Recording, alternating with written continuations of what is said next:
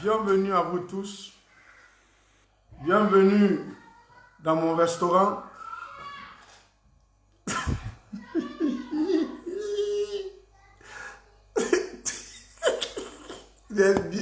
J'ai bien mangé aujourd'hui dans mon restaurant la sauce na coco et coco na sauce. J'ai bien mélangé ça, j'ai bien bouffé, je suis bien rechargé comme ça. Donc, je suis désolé. Ceux qui sont venus, qui ont visité le restaurant aujourd'hui, ils ont vu que c'était de meilleurs plats. Sauce na coco et coco na sauce, non, c'était pas possible aujourd'hui. Bienvenue à vous tous. Bon, nous, on est là, c'est pour aider nos frères. Ils sont aveuglés. Cela a pu les piéger. Le président d'Izu na Koko a formaté ces gens. Aujourd'hui, il y a eu, j'ai vu l'interview de la femme de Shérif Ba qui est en prison, qui est le vice-président chargé des relations extérieures du parti politique d'Izu na Koko. Sa femme, elle est la vice-présidente des femmes du parti politique d'Izu na Koko. Elle a eu affaire tout à l'heure, ça fait 9 heures. Je viens de tomber sur l'interview là, dans Play sur Facebook. C'est Guinée Matin qui a eu à interviewer cette femme. Dès que j'ai vu, je dis non, je ne laisse pas passer cela. C'est une déception. Nous attirons l'attention des militants d'Izu na Koko de ce parti politique. C'est trop, assez. Franchement, de vous maintenir dans ce mensonge, de jouer avec votre esprit, de vous sacrifier pour ne rien, de vous mettre sur le terrain de contestation et de réclamation d'un résultat qui n'existe pas. Eux-mêmes, ils savent qu'ils ont échoué. Eux-mêmes, ils savent qu'ils n'ont pas gagné. Eux-mêmes, ils reconnaissent le président de la République. Cette femme qui avait la motivation, qui ne disait pas son nom, c'est elle qui se mettait pendant les manifestations, quand les femmes s'habillaient en blanc. C'est elle qui se mettait devant les manifestantes. Elle tenait des propos, des discours va-t-en-guerre contre le pouvoir d'Alpha Condé, contre les Guinéens. Quand vous voyez l'interview tout à l'heure, je vais mettre, vous savez, je ne parle pas à la place de quelqu'un. Je vais mettre sa vidéo. Elle-même, elle va parler. Et on va faire le décryptage. C'est ce que nous savons faire. Je peux parler, elle a dit ça, c'est pas important. Il faudrait qu'elle parle. Nous allons la laisser parler. Quand vous allez la voir, la présidente des femmes du parti politique d'Izu na Koko, elle n'est pas glacée, mais elle est congelée. Elle a perdu sa langue. Dans son discours, là, dans son interview, elle reconnaît le président de la République dans son interview. Deuxièmement, elle insulte la mémoire de ceux qui sont tombés, de ceux qui sont morts pendant ces manifestations inutiles. Elle insulte, elle joue sur la dignité des militants du parti politique d'Izu na Koko dans son interview, tout en dédouanant les commanditaires de l'acte. Je ne vais pas faire trop de commentaires, on va laisser la femme parler. L'interview, c'est 8 minutes. On va l'écouter. Elle va parler. Parce que nous, on ne parle pas à la place de quelqu'un. Regardez, je vais mettre ça pour vous. On va ensemble voir. Voilà. Cette femme, c'est une déception. C'est une trahison de la part. Madame, il ne faut pas vous précéder. Calmez-vous. Je vais mettre la caméra sur vous. Il ne faut pas vous presser, madame, s'il vous plaît. Fi Allah. Qu'on a précédé, fi Allah. Mi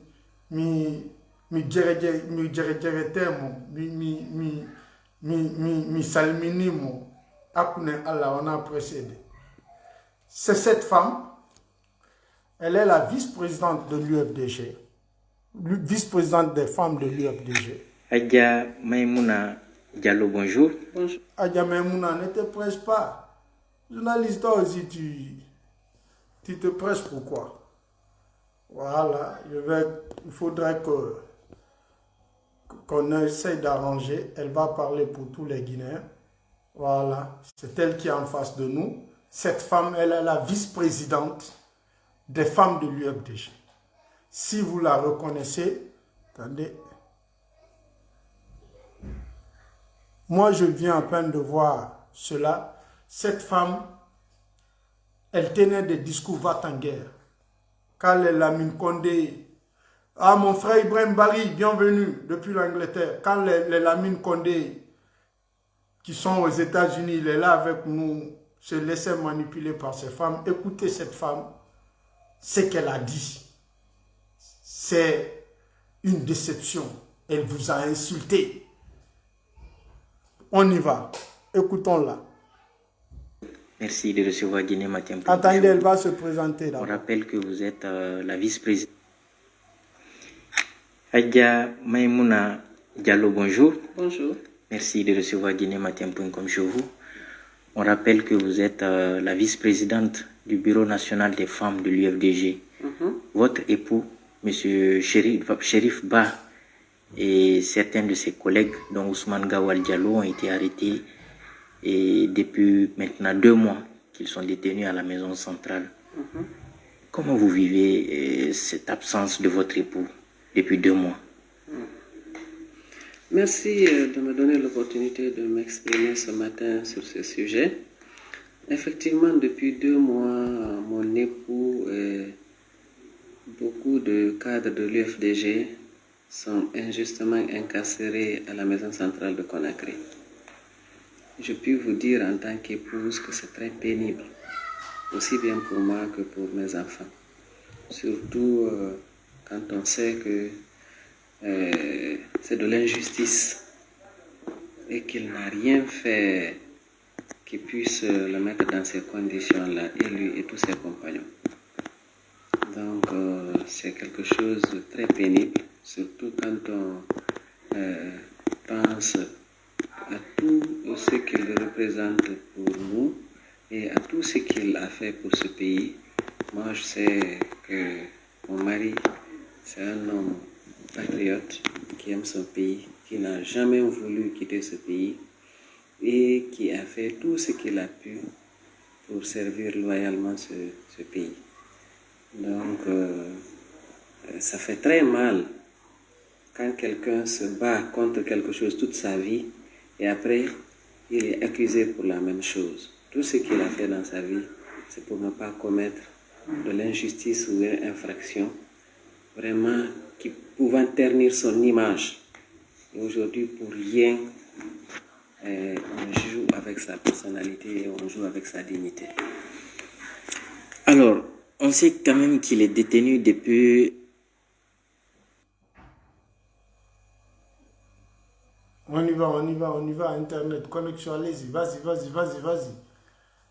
Il faut bien regarder cette femme, comme elle est congelée. Qu'est-ce qui se passe là? Il ne faut pas me faire ça. Attendez. Ah non, il faut jouer. Mais pourquoi? Ah. Attendez.